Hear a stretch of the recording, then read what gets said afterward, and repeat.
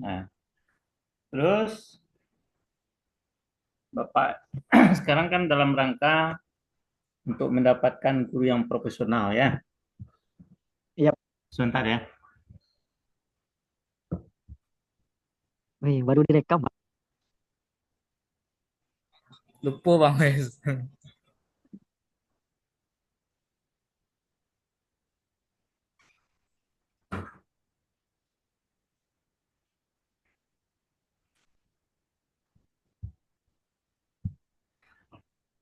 Ya, agak terganggu dikit ya. Oke, Iya, Pak. eh, guru yang profesional itu kan dituangkan di dalam Undang-Undang Guru dan Dosen Nomor 14 Tahun 2005. Guru itu wajib profesional. Itu berawal dari pidato SBY ya, pidato SBY pada bulan Desember 2004. Sehingga 2005 keluarlah Undang-Undang Guru dan Dosen bahwa guru itu wajib profesional. Untuk wajibnya guru itu sebagai profesional, dia harus memiliki 4 kompetensi. Apa itu kompetensi yang 4 itu? 4 kompetensi yang harus dimiliki oleh seorang guru profesional. Yang pertama, kompetensi pedagogik. Kompetensi pedagogik itu kemampuan seorang guru itu dalam mengajar, cara dia mengajar, bagaimana dia mengelola kelas, bagaimana dia menyampaikan materi pembelajaran. Pedagogi Eh, bukan apa? Bukan ilmu mengajar di sana itu, bukan mengajar. Pedagogi itu keilmuan. Kalau mengajar, kali mengajar itu ke profesional itu lepasnya. Oke, coba jelaskan lagi. Yang pedagogi itu. Pedagogik itu eh,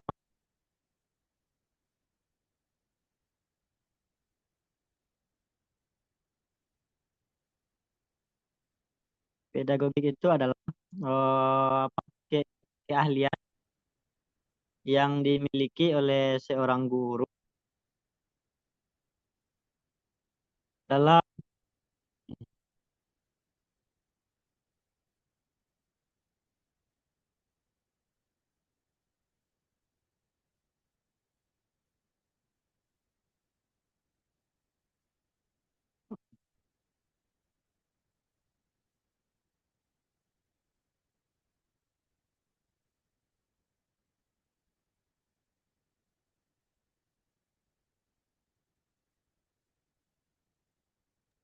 Oke, silakan. Waktunya jalan juga.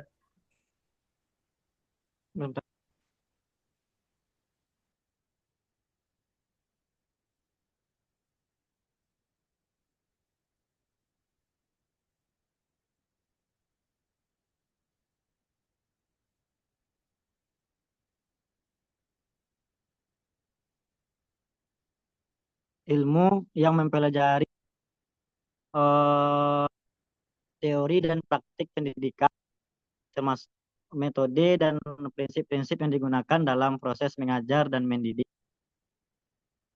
Kemudian yang kedua, kompetensi yang harus dimiliki oleh seorang guru profesional itu adalah Coba profesional. coba dijelaskan yang pedagogi itu banyak, itu ada 9 itu. Pertama, keilmuan.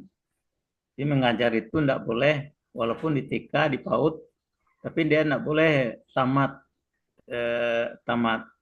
SMK, tamat ibu PKK, nah, itu tidak boleh ngajar di apa itu di di apa di PAUD ya. Dia harus tamat pendidikan. Nah,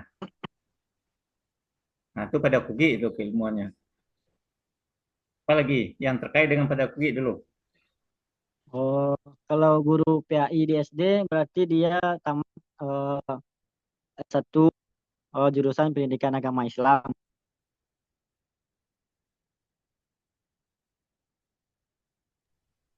Coba apalagi? Kemudian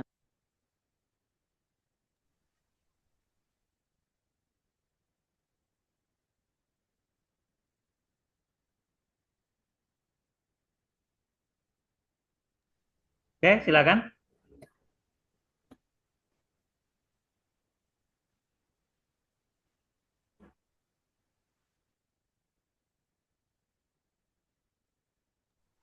Jadi coba di apa ya disampaikan nanti Bapak ada ke depan sebentar.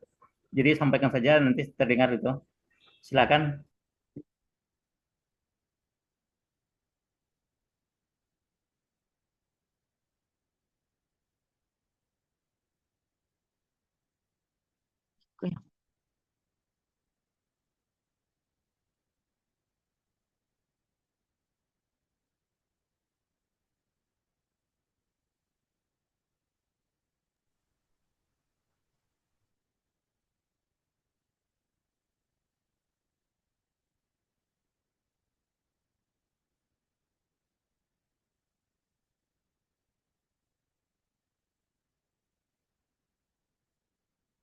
Kompetensi pedagogik mencakup beberapa aspek yang bertujuan agar guru dapat merancang, melaksanakan, mengevaluasi, dan memperbaiki pembelajaran sesuai dengan karakteristik dan kebutuhan peserta didik. Berikut adalah beberapa komponen utama dari kompetensi pedagogik. Yang pertama, pemahaman terhadap peserta didik. Guru harus memahami karakteristik peserta didik, termasuk potensi, bakat, minat, gaya belajar, serta kondisi sosial dan emosional mereka. Ini membantu dalam menyesuaikan pendekatan pengajaran agar lebih relevan dan efektif. Yang kedua, penguasaan teori belajar dan prinsip pembelajaran. Guru perlu menguasai berbagai teori belajar seperti behaviorisme, kognitivisme, konstruktivisme, dan prinsip pembelajaran yang efektif untuk dapat mengadaptasi metode pengajaran yang sesuai. Yang ketiga, pengembangan kurikulum. Guru harus mampu merancang dan mengembangkan kurikulum sesuai dengan standar kompetensi dan kebutuhan peserta didik. Ini meliputi penyusunan tujuan perencanaan pembelajaran yang sistematis, termasuk perencanaan terhadap pembelajaran yang jelas, strategi pengajaran yang sesuai, dan penentuan alat penilaian yang relevan. Yang kelima, pelaksanaan pembelajaran yang edukatif. Guru harus mampu menciptakan proses pembelajaran yang interaktif, inspiratif, menyenangkan, menantang, serta mendorong partisipasi aktif peserta didik. Yang keenam, pemanfaatan teknologi pembelajaran. Di era digital, guru harus memiliki keterampilan untuk menggunakan teknologi sebagai alat bantu pembelajaran, seperti penggunaan platform digital, aplikasi pendidikan, serta sumber daya online. Selanjutnya, evaluasi dan penilaian pembelajaran. Guru harus dapat melakukan evaluasi terhadap proses dan hasil belajar peserta didik secara komprehensif. Penilaian ini penting untuk mengetahui sejauh mana peserta didik telah mencapai tujuan pembelajaran, serta untuk perbaikan pembelajaran di masa depan. Yang selanjutnya, pengembangan profesionalisme berkelanjutan. Guru perlu terus belajar dan meningkatkan kompetensinya melalui kegiatan pengembangan profesional seperti seminar, pelatihan, atau kajian ilmiah untuk menjaga kualitas pengajaran. Itu Secara keseluruhan membaca yang tertulis. Itu enggak ujian. tentang kompetensi, Pak. Kalau membaca tertulis itu enggak ujian namanya. Sekarang kan ujian komprehensif itu menguji kemampuan secara lisan terkait dengan kajian-kajian kependidikan, ya kan? Oke. Jadi yang pada kogi itu terkait dengan keilmuan. Jadi guru enggak boleh menjadi guru tuh ibu-ibu PKK di apa di PAUD itu enggak boleh itu. Karena enggak bidangnya. Ada kasus yang terjadi itu di apa itu di daerah Jawa Timur itu. Dia guru agama, ditulisnya dalam apa basmalah itu dengan tulisan Latin di PAUD. Tiba di SD ditulis dengan bahasa Arab. Anak mau anak tuh nerima itu. Yang betul itu yang tulisan Latin tadi. Nah, itu yang diikuti oleh anak. Kenapa? Karena yang mengajar tadi tidak bidangnya. Tidak pandai nulis bahasa Arab dan tulis bahasa Indonesia. Jadi bahasa Indonesia itulah yang diakui oleh anak gitu. Nah, ini contohnya yang tidak keahlian tidak bidangnya itu. Jadi bagaimana secara apa? Secara hukum undang-undang guru dan dosen dia harus profesional, keilmuannya ilmunya harus ada di sana. Nah, itu. Nah, jadi di guru itu memang harus punya ilmu. Yang kedua apa? Kompetensi sosial, Pak. Apa itu? Oh, bagaimana cara guru itu bergaul dengan lingkungan sekolahnya, baik dengan sesama guru, dengan siswa, dengan masyarakat sekitar. Terus apa lagi? Terus kompetensi kepribadian. Nah, kepribadian itu seperti apa?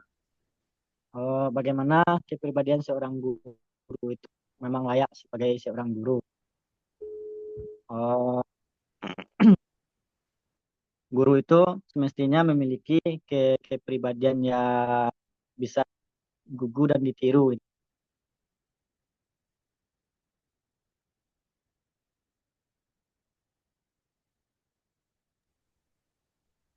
Pribadi guru itu seperti apa itu? Pribadi yang baik bisa mencontohkan contoh yang baik untuk peserta didik. Etika guru itu seperti apa? Etika guru itu menjadi suri tauladan untuk peserta didiknya. Contohnya, Contohnya kalau kita berkata-kata berkata yang sopan, tidak kasar. Terus kalau mengajarkan anak itu dengan untuk makan dengan duduk misalnya, atau membaca Bismillah terlebih dahulu berdoa, gitu. terus apa lagi? Terus kompetensi profesional. Nah, profesional itu apa? Kompetensi profesional itu mengacu kepada penguasaan materi pelajaran yang secara mendalam serta Penguasaan kemampuan materi itu pedagogi larinya itu. Yang profesional lebih ke aspek keilmuannya, ilmu keilmuan pedagogi itu. pelajarannya Pak. Dan bagaimana kemampuan guru menyampaikan materi tersebut dengan cara yang efektif. Itu cara cara mengajarnya Pak. Metode mengajar. Ya Pak, cara Pak. Berapa metode mengajar itu? Banyak Pak. Lebih dari satu banyak itu. Yang banyak Ya, berapa? eh,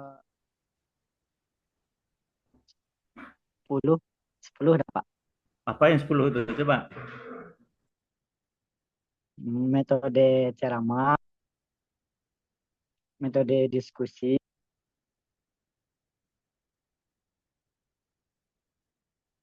metode apa namanya, keteladanan,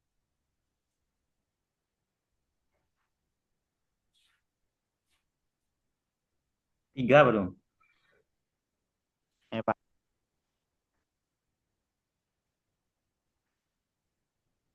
Oh,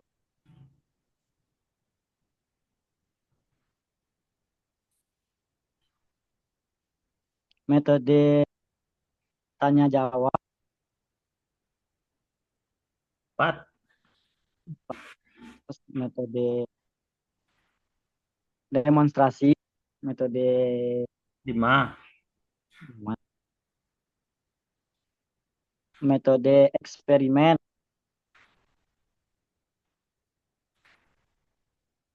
eksperimen itu metode itu. ya percobaan. Di mana dibaca itu? Pernah nggak dibaca itu? Atau didengar? Sumbernya. Ya ingat lagi sebenarnya Pak. Itulah tuntutan sekarang itu. Tahu metode mengajar. Yang guru yang profesional itu harus. Tidak Ya, boleh tidak itu. Yang profesional itu ahli dia. Ahli itu tahu dia metode mengajar. Ya. ya, Jadi guru itu jangan sering menyalahkan peserta didiknya. Udah pusing anak keluar masuk, ya mau tasnya anak-anak itu, nah pakai lah anak mada segala macam. Yang mada itu gurunya, metode yang digunakan. Pada metode itu ada 12 itu. Metode mengajar ada 12, model mengajar 64, strategi mengajar 101, banyak itu. Kalau guru yang profesional ya kuasai itu, dia 180-an semuanya itu. ya, Nah, kan nggak mau dia belajar, metode kita rubah, strategi kita rubah, gunakan model yang banyak itu. Kenapa? Karena alam mutaghayyir, karena berubah. Tuh, kalau zaman dulu Hamka, zamannya Hamka ya nggak perlu tuh. Tapi yang sekarang itu wajib profesional. Maka keluarlah Undang-Undang Guru dan Dosen nomor 14 tahun 2005 itu. Itu. Ya, Yap. jadi ini dalam rangka eh, guru yang profesional itu ya dia ahli. Oke, Alwis, ayat yang dibaca tadi tolong ditulis, tapi tidak melihat Al-Quran di sana. Atau yang hafal apa? Apa surat yang hafal? Eh, yang hafal. Hmm. Surat pendek yang hafal. Yang pendek, terlalu pendek dia. Si Yasin hafal? Belum, Pak. Apa yang hafal? Surat An-Nas, Pak. Nah, ya Anas itu biasa itu. Yang nggak panjang lah. Eh, At-Takasur.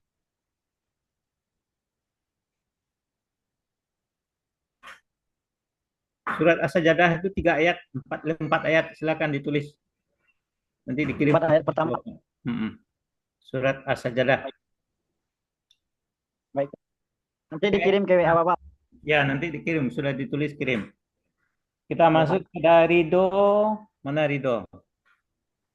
Ridho Sri Dinata. Assalamualaikum Pak. Tadi yang Ferry Kurniawan tadi Pak, tadi udah dikonsul sama Bu Dwi Pak. Ternyata Hmm. belum mungkin error jaringan belum terpilih pelaksanaan ujian belum diklik tadi Pak itu belum muncul di Ya, penyampaian ya, Bapak. Sekarang sudah diklik Pak. ya, sudah nanti kita cek. Ya, Silakan alhamdulillah Pak. Ya, ya Pak Ferry ya Ridho. Pak. Ya, nanti dicek. Ya, Ada makasih Pak. Sri Dinata. Silakan baca surat Ali Imran 159 sampai 160.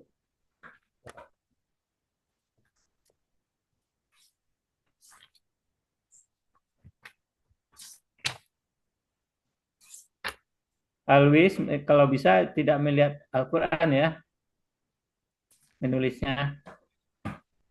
Baik Pak. Kalau melihat Al-Quran, orang semuanya bisa kan? Nah, coba. Silakan Pak Ridho. Baik Pak.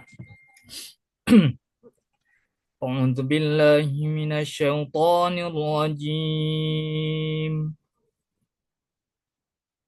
بسم الله الرحمن الرحيم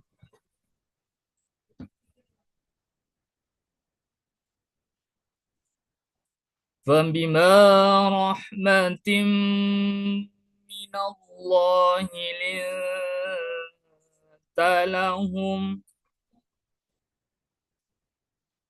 ولو كنت فظا غليظ القلب لانفضوا من حولك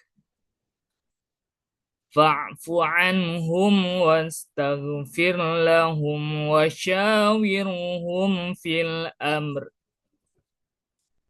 فإذا عزمت فتوكل على الله إن الله يحب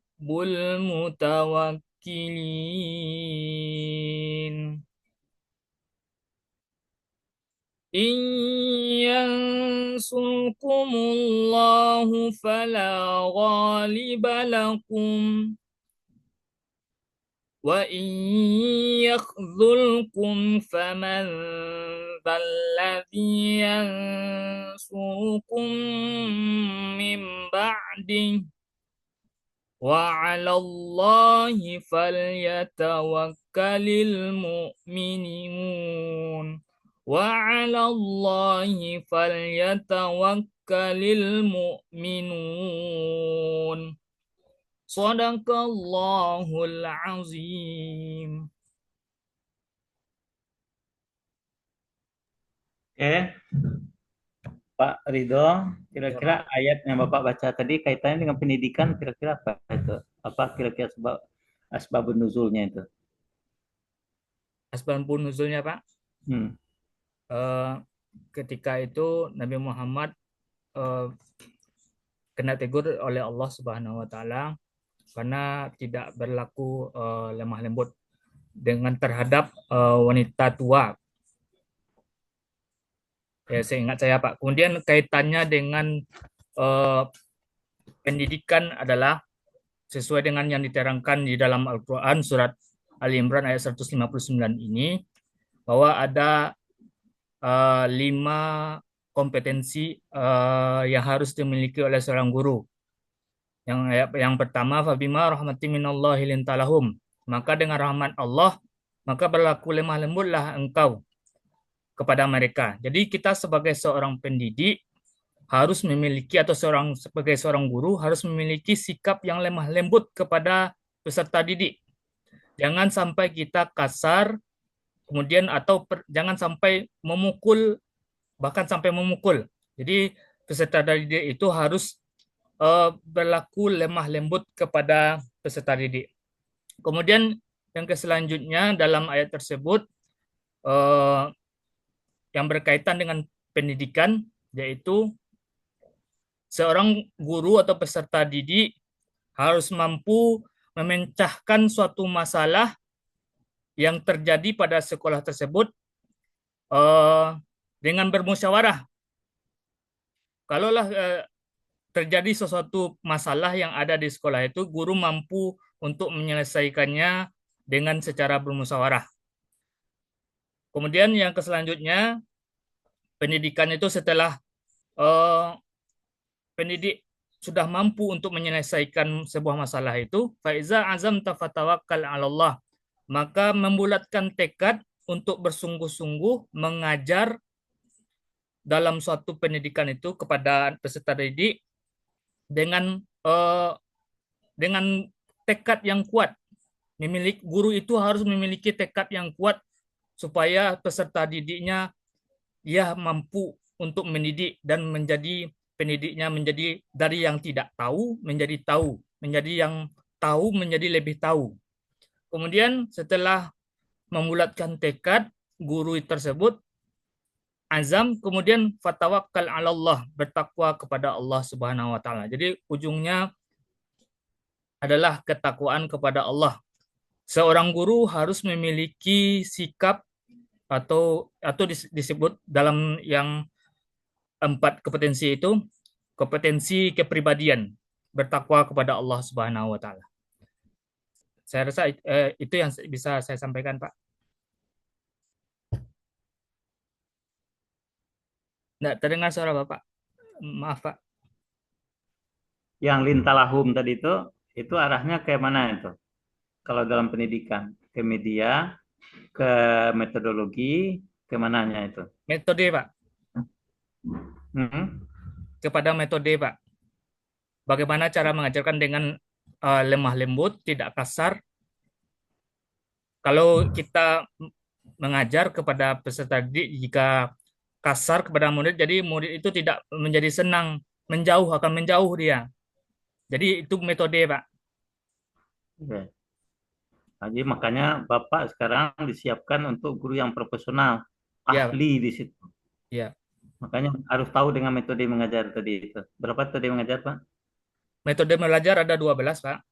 Yang pertama, 12. metode ceramah. Kemudian yang kedua, metode diskusi. Kemudian yang ketiga, metode tanya jawab. Kemudian yang keempat, metode demonstrasi. Kemudian yang kelima, metode project basic learning. Kemudian yang keenam, metode inquiry basic learning. Kemudian yang ketujuh, metode demonstran sudah tadi. Metode tepat, technological, pedagogical, and content knowledge. Kemudian yang kedelapan adalah metode bermain peran. Kemudian yang ke-9, metode DBL. Metode DBL, Pak. Kemudian yang ke-10, metode tanya jawab udah tadi. Tanya jawab udah. Metode apa lagi 2? Lupa 2 lagi, Pak. Terus yang 10 atau 12 tadi yang Pak bilang tadi itu, mana yang sering Bapak pakai itu? Yang sering saya pakai itu TEPAK, Pak. Technological, Pedagogical, and Content Knowledge. Kemudian ada lagi metode diskusi, Pak. yang sering Bapak saya gunakan mengajar, yang tepak itu, Pak. yang mengajar Bapak sudah berapa tahun? Saya sudah 5 tahun, Pak, Di mana tuh? di SDN 13 Batu Gadang. Alhamdulillah itu dekat dengan rumah saya, Pak. Suka dukanya yaitu pertama dekat dengan rumah, kemudian saya bisa mengabdi di tempat saya bersekolah dulu, Pak. Jadi ketika itu senangnya bisa kembali bertemu dengan guru-guru yang telah lama mengajar saya ketika waktu SD. Kemudian yang saya senangi ketika mengajar di SD yang tidak dapat dibayar dengan uang, yaitu ketika melihat peserta didik itu sangat antusias, senang sekali ketika sudah menunggu di dalam kelas. Bahkan karena sempat saya tidak datang satu kali, Pak. Bahkan anak itu, Pak, nak raja, nak tiba Pak petang, Pak. Nak tiba Pak petang, Pak. Nah, jadi sebuah kerugian bagi mereka, Pak, karena saya tidak hadir karena sakit ketika itu. Dukanya, Pak, kalau dukanya saya jauh dari anak dan istri saya, Pak.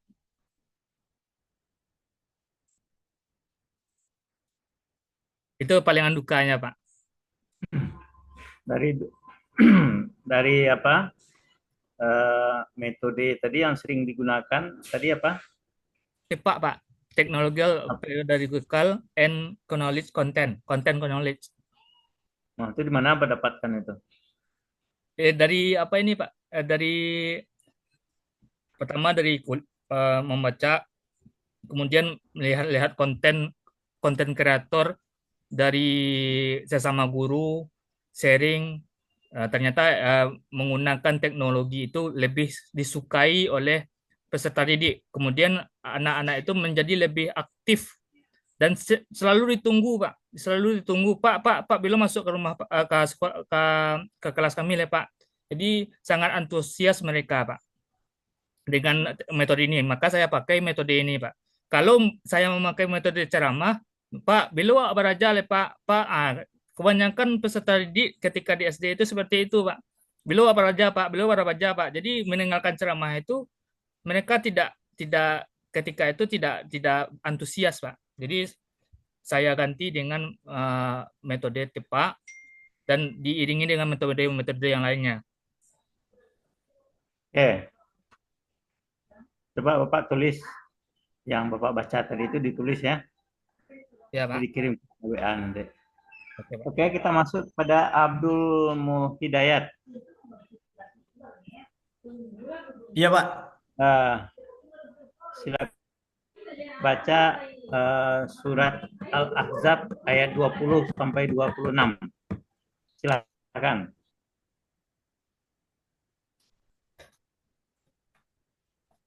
Ahzab.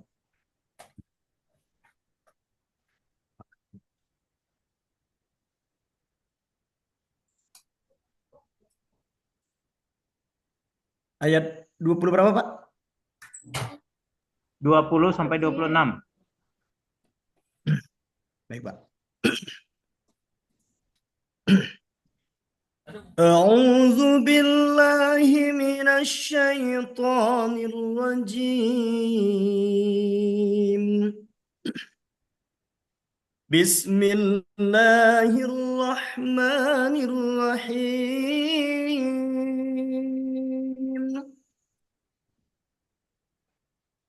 يحسبون الأحزاب لم يذهبوا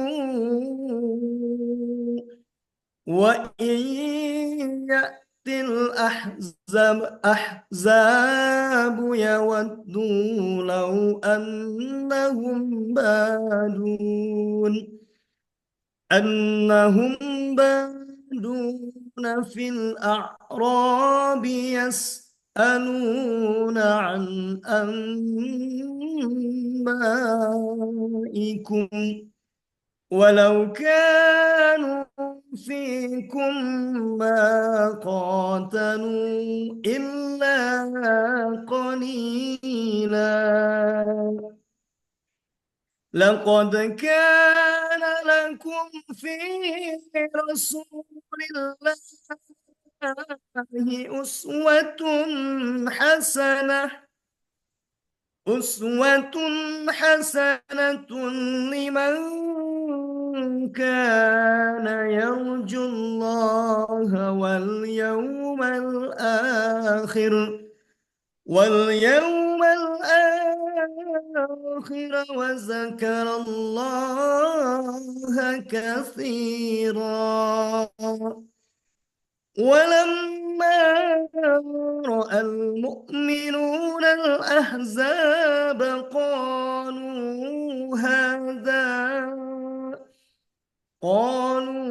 هذا ما وعدنا الله ورسوله وصدق الله ورسوله وما زادهم إلا إيمانا وتسليما من المؤمنين رجال صدقوا ما عاهدوا الله عليه فمنهم من قضى نحبه ومنهم من ينتظر وما بدلوا تبديلا ليجزي الله الصادقين بصدقهم ويعذب المنافقين إن شاء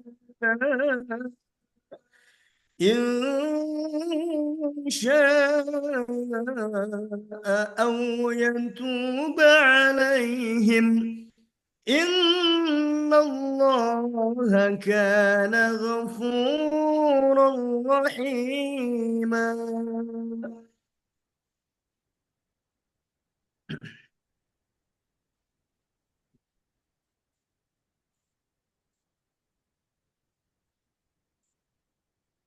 ورد الله الذين كفروا بغيظهم لم ينالوا خيرا وكفى الله المؤمنين القتال وكان الله قويا عزيزا وأنزل الذين ظاهروهم من أهل الكتاب من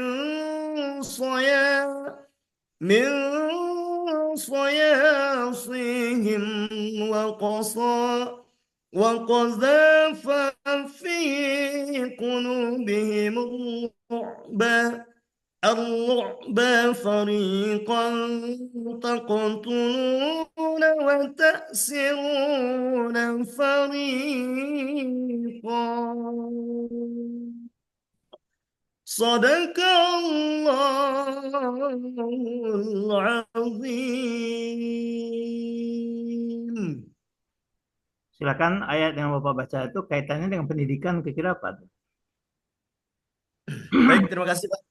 Tentang Quran Surat Al-Ahzab ini menjelaskan bahwasanya di dalam diri Rasulullah Sallallahu Alaihi Wasallam tersebut terdapat suri tauladan yang baik, contoh yang akan diberikan kepada umat sehingga umat itu bisa mencontoh, bisa meneladani dan bisa meniru dan berbuat baik dengan yang dicontohkan oleh baginda Rasulullah Sallallahu Alaihi Wasallam tersebut.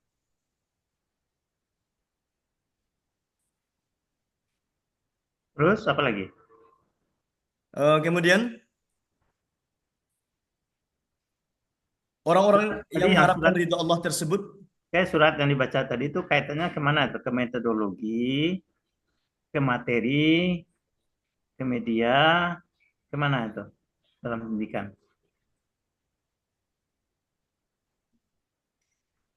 Itu ke metode Pak. Karena dengan Rasulullah SAW itu mencontohkan dengan baik dari sifat, tingkah laku, perkataan dan perbuatan beliau bisa dijadikan contoh oleh umat sehingga metode yang diajarkan atau berkaitan dengan metode tadi itu tersampaikan atau bisa diajarkan dan bisa dicontoh oleh umat atau peserta didik kalau bagi kita saat sekarang ini, Pak. Bukan media. Bukan, Pak. Suri teladan itu media itu. Contoh.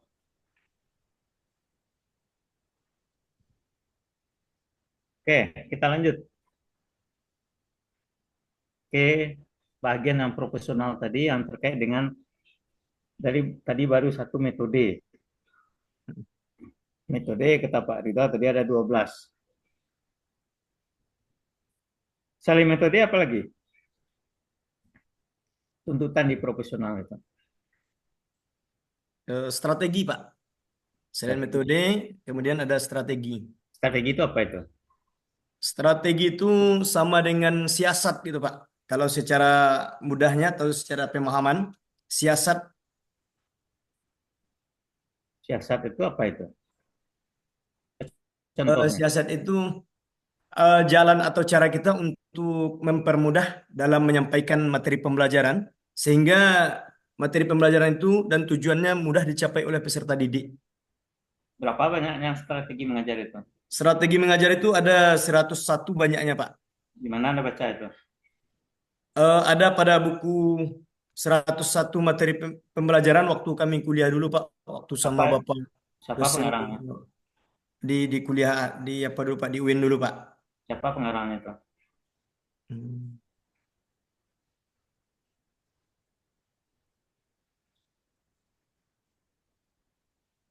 Siapa ya?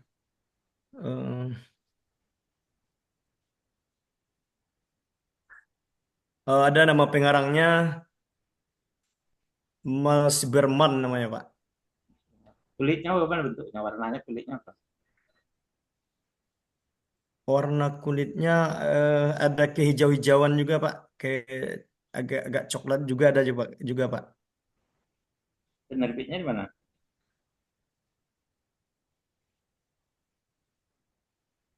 Hmm. Kalau kita lihat buku itu kan judulnya sudah judul pengarang, sudah pengarang nanti penerbit, sudah itu nanti baru warna kulitnya apa, kita tahu kan. Nah, kemudian baru masuk ke dalam halaman berapa yang mau dibaca itu. Coba contoh strategi pengajar itu seperti apa itu? Contohnya. Contoh strategi mengajar itu ada strategi eh, kooperatif gitu, Pak.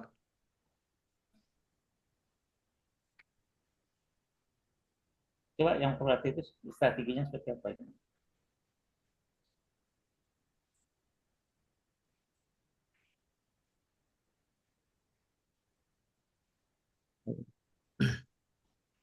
Strategi kooperatif itu, Pak, kayak sistem pengajaran yang memberikan kesempatan kepada peserta didik untuk bekerja sama mereka di dalam kelas tersebut, Pak. Dalam belajar, mereka bisa tanya jawab atau diskusi gitu, Pak.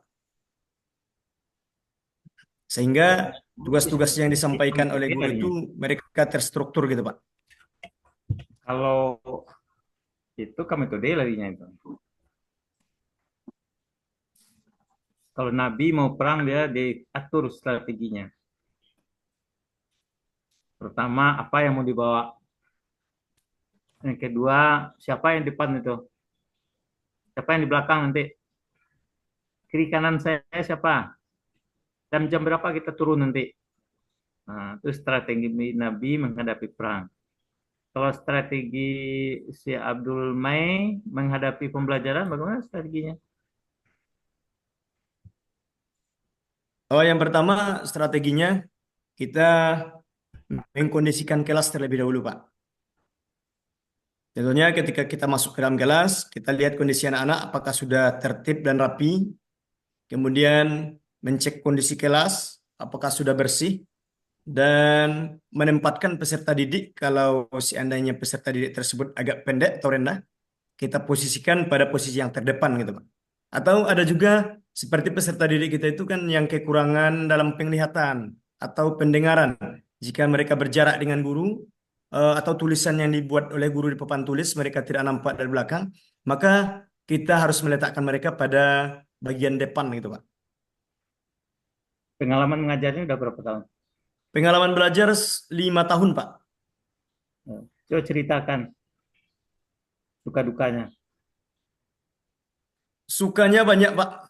Yang pertama dari tahun 2019 sampai sekarang banyak suka yang dialami di sekolah ini. Yang pertama dengan kehadiran di sekolah menambah ilmu pengetahuan, pengalaman juga bagi saya pribadi. Yang namanya perantau dari jauh sampai ke Kota Padang mendapatkan suatu nilai plus, rasanya bisa berbakti dengan sekolah di Kota Padang gitu Pak. Eh, Kampungnya di mana? Kampungnya di Pasaman Pak, di Kabupaten Pasaman. Kemudian dapat pekerjaan di Padang, Alhamdulillah setelah lulus S1 tersebut. Maka dengan pengalaman-pengalaman yang baru ini, sukanya sangat-sangat banyak sekali bertemu dengan keluarga-keluarga baru rasanya Pak, di sekolah ini Pak.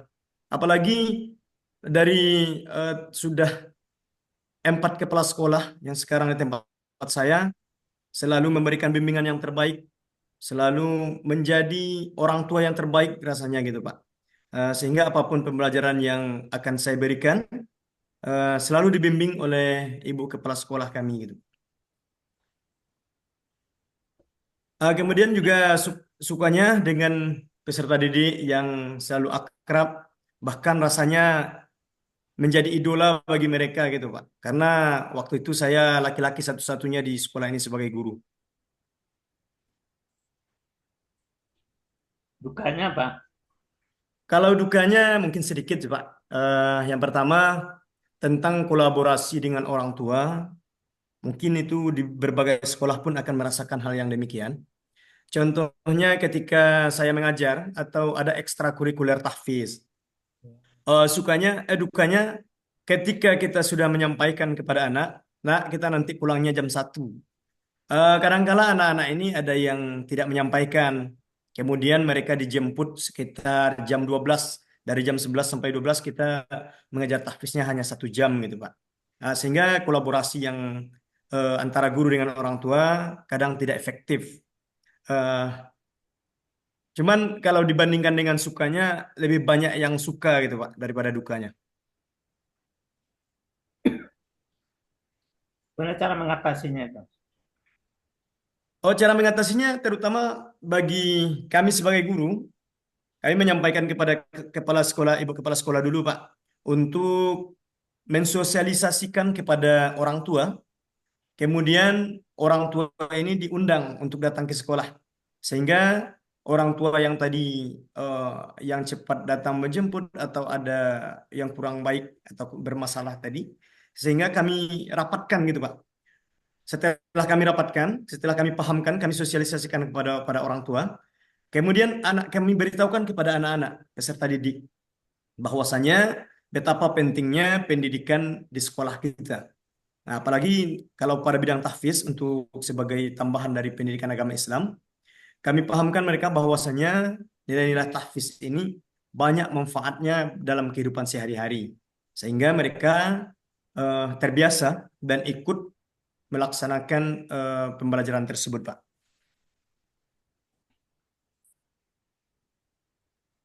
Oke. Tadi diantaranya ada strategi. Ada lagi model katanya, model pembelajaran. Bagaimana pula bentuk model itu? Model pembelajaran. Kalau buku yang saya baca waktu kuliah dulu, Pak, di model tuh ada sekitar 64 model pembelajaran. Cuman Pengarangnya dari siapa? 64 model pembelajaran tersebut ada yang namanya pembelajaran berbasis proyek. Kemudian Proyek itu penilaian itu, nggak model itu. eh, Ada proyek, produk, mm, penilaian itu. Portofolio, eh, ada juga pembelajaran kolaboratif gitu, Pak. Bagaimana bentuknya itu? Pembelajaran kolaboratif itu mereka dibagi dalam beberapa tim gitu Pak atau kelompok. Kemudian mereka dalam kelompok tersebut mencari eh, tugas-tugas yang diberikan tersebut mereka cari bersama-sama gitu Pak. Itu jigsaw gitu. Ya cara cara mengerjakannya kan mereka berkelompok gitu Pak. Jadi terjadi Ya. kolaborasi. Itu. Hanya penyelenggaraan jenazah. Satu kelompok membahas tentang sholatnya, sholat jenazah. Satu kelompok memandikan, satu kelompok mensholatkan, satu kelompok nanti salam Menguburkan. kebutuhan. Nanti dia berdiskusi nanti. Itu jigsaw gitu.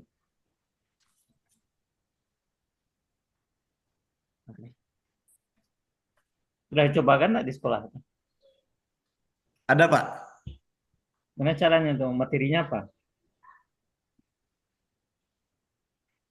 Materinya ada yang tentang makanan halal dan haram contohnya Pak. Hmm. Nah, menentukan makanan halal dan haram. Saya waktu itu membagi mereka berkelompok peserta didik di kelas 6 tersebut, Pak. Kemudian saya tentukan atau saya buatkan gambar pada papan tulis. Ada jenis makanan yang dilarang oleh agama, ada juga yang dianjurkan oleh agama gitu, Pak. Sehingga per kelompok tersebut saya mengatakan kepada peserta didik, nah kelompok satu anak-anak Pak tentukan mana yang dibolehkan atau yang diperintahkan oleh Allah untuk mengkonsumsinya sebagai makanan yang halal. Kemudian kelompok dua juga menentukan yang mana makanan yang dilarang oleh Allah sehingga diharamkan dan tidak dilaksanakan, tidak dianjurkan di dalam agama Islam gitu, Pak. Sehingga dengan pembelajaran tersebut mereka akan melihat, meneliti dan mencari mana makanan jenis-jenisnya tersebut yang diboleh dan tidak diperbolehkan di dalam Islam gitu Pak. Terus dari sekian banyak itu model pembelajaran kira-kira yang sering digunakan itu yang mana? Atau yang populer?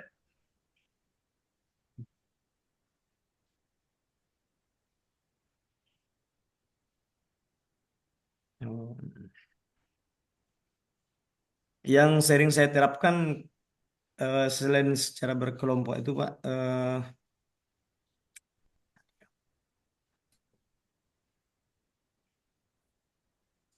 kayak kayak bermain peran gitu Pak.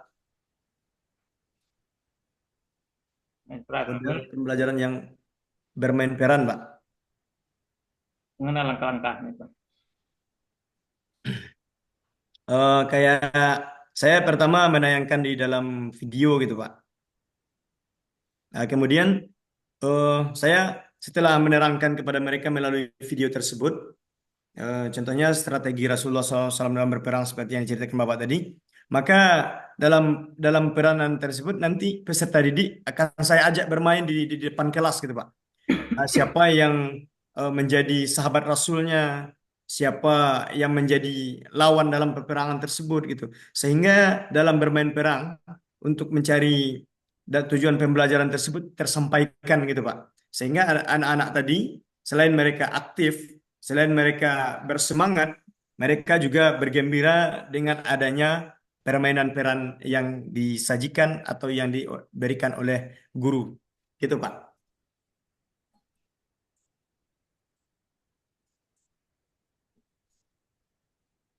Tunggu sebentar ya. Ya Pak.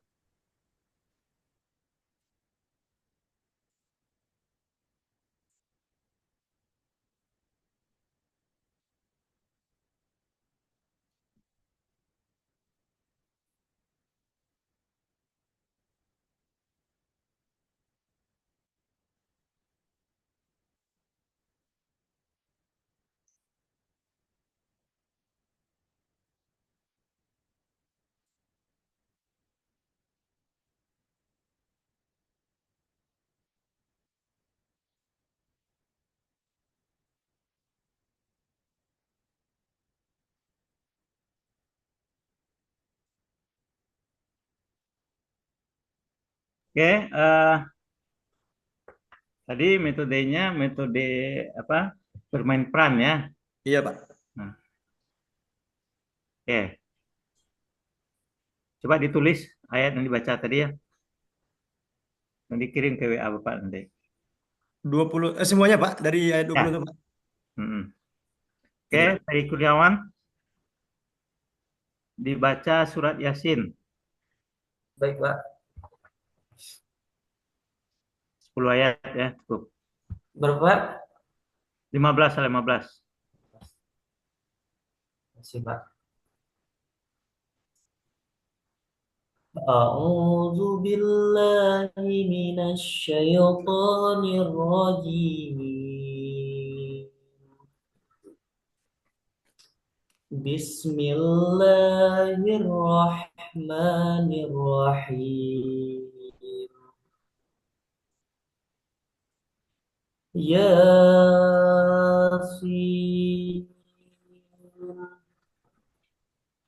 والقرآن الحكيم إنك لمن المرسلين على صراط مستقيم تنزيل العزيز الرحيم لتنذر قوما ما أنذر آباؤهم فهم غافلون لقد حق القول على أكثرهم فهم لا يؤمنون إنا جعلنا في أعناقهم أغلالا فهي إلى الأذقان فهم مهون وجعلنا من بين أيديهم سدا ومن خلفهم سدا فأغشيناهم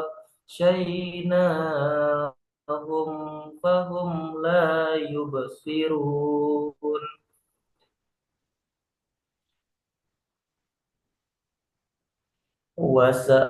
وسواء عليهم أأنذرتهم أم لم تنذرهم لا يؤمنون إنما تنذر من اتبع الذكر وخشي الرحمن بالغيب فبشره بمغفرة وأجر كريم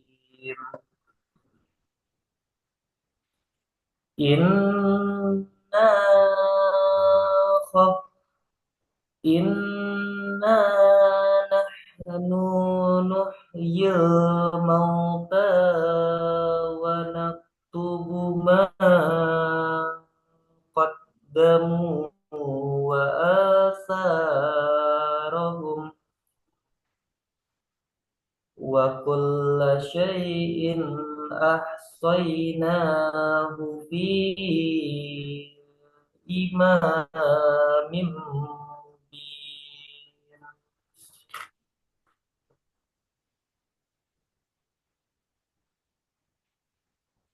واضرب لهم مثلا أصحاب القرية إذ جاءها المرسلون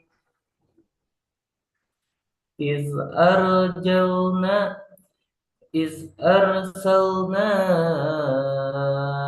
إليهم اثنين فكذبوهما فأزلفهما فعززنا بثالث قالوا إنا إليكم مرسلون قالوا ما أنتم إلا بشر مثلنا وما أنزل الرحمن من شيء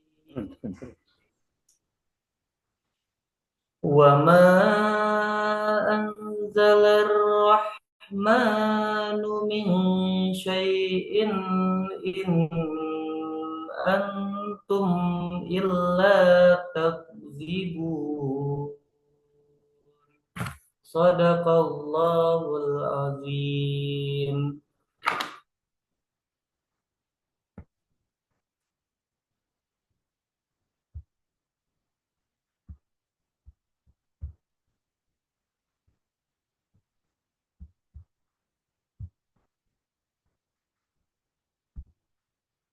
Oke, Pak Ferry, Ya, ayat Pak. yang dibaca tadi kaitannya dengan pendidikan kira-kira apa itu maknanya?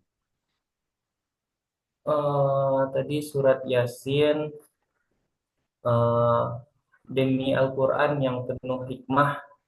Jadi pendidikannya memang Al-Quran ini adalah sesuatu yang hak, sesuatu yang paling benar adanya karena ini adalah kalamullah, berasal langsung dari Allah. Eh, Isinya penuh hikmah, semuanya di dalamnya. Jadi sesungguhnya Nabi Muhammad adalah salah satu dari rasul-rasul. Jadi itu meyakinkan umat Islam bahwa Nabi Muhammad adalah salah satu dari rasul-rasul utusan Allah untuk menyiarkan agama Allah di muka bumi ini. Bahwasanya Nabi Muhammad itu benar di jalan yang lurus. Al-Quran adalah wahyu yang diturunkan oleh Allah yang maha perkasa dan maha penyayang. Jadi eh, Allah sudah mengatakan bahwa Dialah yang maha perkasa dan maha penyayang di alam semesta ini. Nah, dan Allah lah yang menurunkan Al-Quran ini. Kemudian agar menjadi pengingat, peringatan kepada orang-orang yang lalai yang belum mendapatkan peringatan dari Allah. Itu diturunkan Nabi Muhammad ayat Yasin, Pak.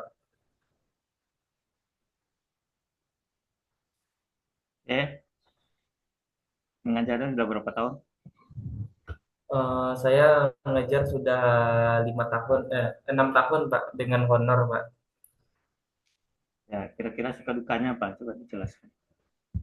Eh, Kesulitan kalau dahulu honor di SMP Pak, SMP, dan sekarang alhamdulillah sudah diangkat PNS di SD. Dan suka duka di SMP dan di SD emang beda Pak karakter anaknya. Jadi kalau di SMP emang agak agak perlu butuh banyak metode kita Pak mengajar anak SMP ini karena dia sedang puber. Puber, memang dia sedang mencari perhatian lawan jenisnya baik itu kepada kita juga. Dan dia juga egonya juga tinggi, agak susah diatur. Dia sering berjalan-jalan ketika belajar. Berbeda dengan SD, Pak. Sekarang saya ngajar di SD, lebih patuh anak SD daripada anak SMP. Karena SMP itu emang masa-masa pubertasnya, jadi mencari jati diri, memper mencari perhatian. Kalau anak SD ini alhamdulillah lumayan patuh saya anak SD, dan dia nggak ada mendongkol-dongkol, eh, Kalau anak SD, SMP udah mulai ada dongkol-dongkol. Kalau SMP kalau dimarahi Pak, dimarahi dia nah, lah mulai ada rasa-rasa dongkolnya kepada guru. Tetapi kalau anak SD, alhamdulillah mungkin dia masih umurnya masih kecil. Kalau dimarahi, dia dikasih punishment, dia nurut-nurut aja, Pak. Itu ke enaknya ngejar di SD daripada di SMP, Pak. Eh, tadi masih apa? Strategi. Ya, strategi, Pak. Nah, strategi itu siasat, bagaimana mensiasati. Iya, Sekarang masuk ke model. Model itu apa itu? model model tuh kerangka kerangka perencanaan itu, Pak.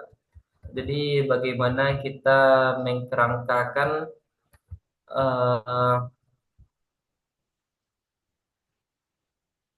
eh, kerangka yang digunakan oleh kita sebagai pendidik untuk merancang dalam melaksanakan proses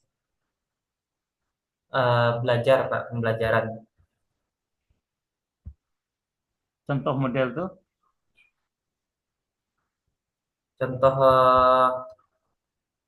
contoh model tuh tadi yang seperti yang disebutkan oleh teman sebelumnya ada model project based learning, ada problem based learning, ada kooperatif, apa tadi?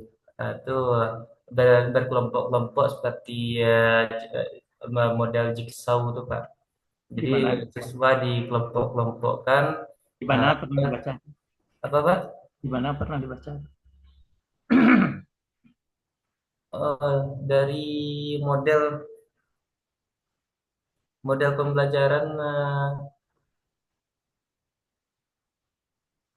waktu di kuliah ada seperti Coba yang bukunya. dikatakan oleh teman tadi materi kuliah ada Bukunya 64 apa? model.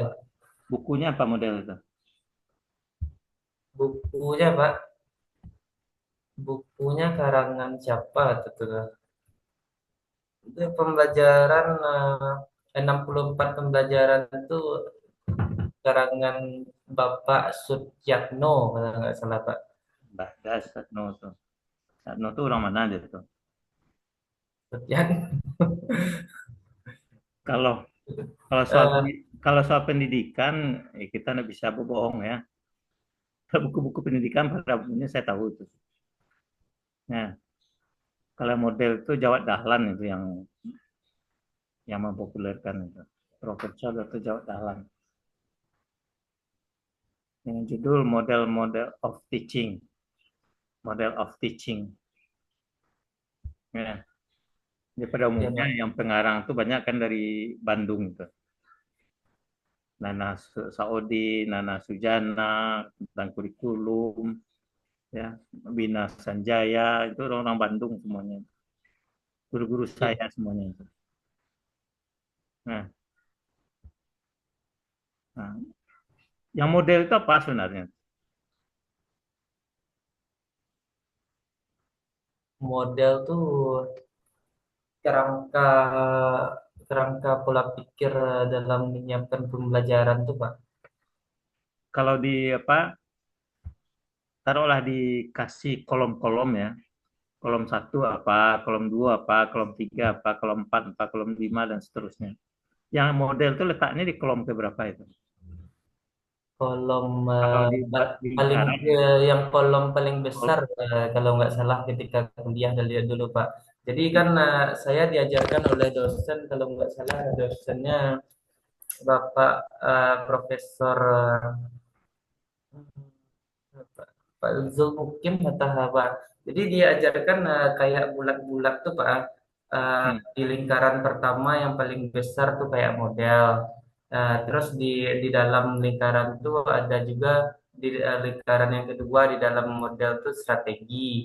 Di dalam strategi itu ada metode-metode bulatnya.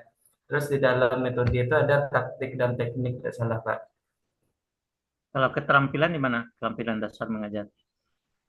Keterampilan mengajar ini masuk ke taktik dan teknik ya Pak. Taktik dan teknik dalam mengajar. Coba berapa banyaknya keterampilan Ada dasar? kalau nggak salah keterampilan tuh ada keterampilan dalam menjelaskan. Ya Jadi berapa itu itu? Berapa banyak? apa Pak? Berapa banyaknya itu? Ada lebih dari 5 Pak. 7, 8 lah Pak. Apa saja itu? eh, Keterampilan menjelaskan, keterampilan bertanya, keterampilan memberi penguatan kepada peserta didik juga Pak. Keterampilan keterampilan membuat diskusi, keterampilan memberi memberi reward dan punishment, keterampilan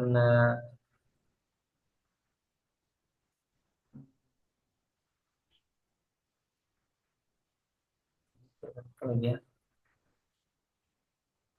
Diskusi, keterampilan bertanya, keterampilan menjawab, keterampilan menjelaskan, keterampilan memberi reward dan punishment, keterampilan memberi penguatan. Terus belum cukup lagi itu.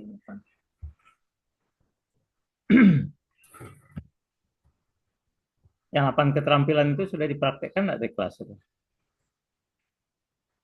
Insya Allah sudah Pak, sudah sudah dipelajari sedikit banyaknya bagaimana keterampilan dalam menjelaskan materi. Kalau penguatan mana? Cara penguatan. Penguatan ini guru harus bisa memberi penguatan kepada siswanya Pak. Yang Di penguatan itu mana apa? siswa itu menjadi senang dikuatkan oleh kita. Jadi Contohnya? contohnya seperti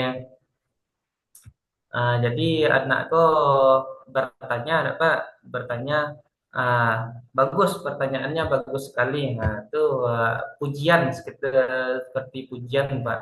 Bagus. Jadi ada uh, Pak, wak tolong pasangin fokus, Pak. Mantap, mantap banget.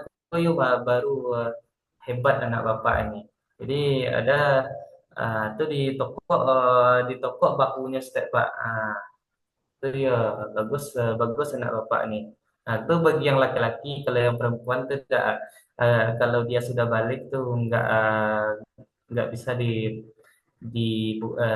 pegang-pegang ya Pak. Mengajarnya di mana di SD? Iya di SD Pak, Pakai SD pakai 16 modul Padang atau SD. RPP? Apa Modul Pak? pakai modul atau RPP?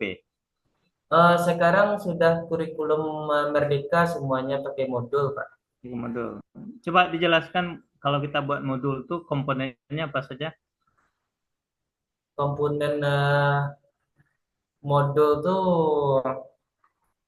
ada identitas, identitas pembuat cover dulu Pak. Cover setelah itu identitas pembuat modulnya, identitas pembuat modul, kemudian itu bahan bah ya, identitas tuh kompetensi kompetensi yang akan kita capai eh, dari materi itu, dari bab itu Pak. Kemudian ada lagi kalau di SD kan ada P5 Pak, profil pelajar Pancasila.